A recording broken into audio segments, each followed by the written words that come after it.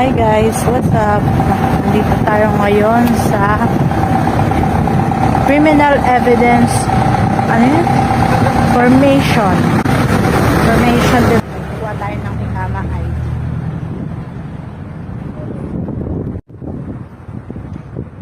Ayan siya. Ayan, papasok na tayo dito. Okay.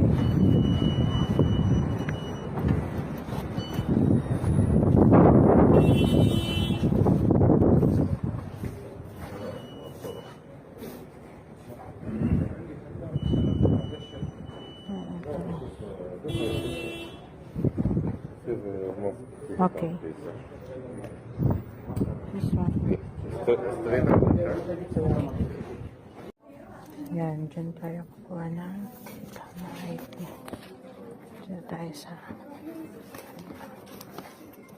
labong nangyari.